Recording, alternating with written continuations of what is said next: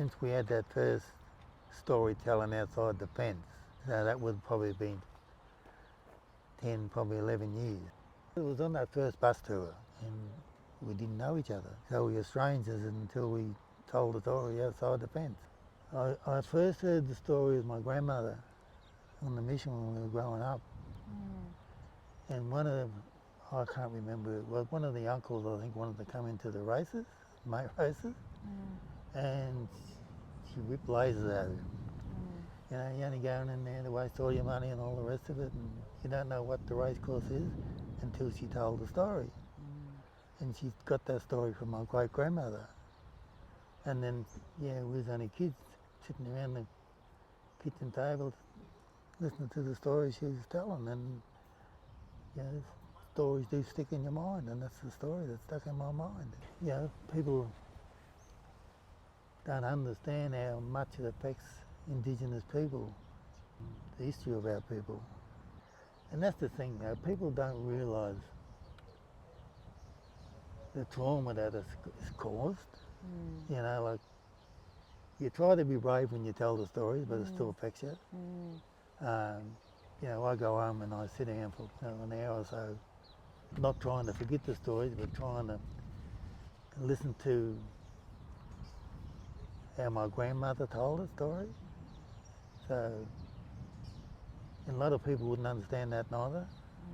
It actually looks over the race course, and it actually looks over the house that's still available in the area. So it's a white house that still stands there with the chimneys, and it's been there for many years.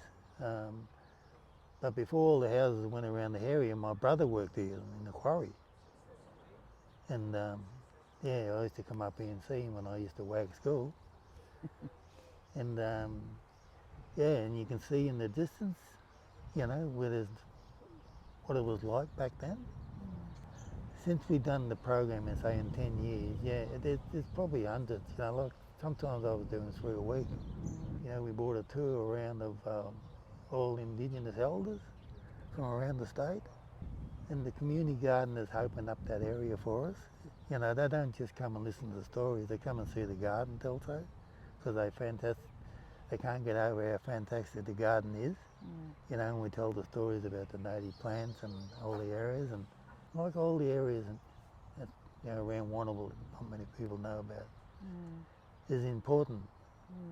But no one has done anything about those other sites other than the community garden. With this site, you know, you can go to all the other sites around town, but there's nothing there to say that it's Indigenous area or Indigenous history lies in this area. So that's something. Hopefully, over the next 20 years, there might be something to acknowledge that. But the community garden has opened many doors.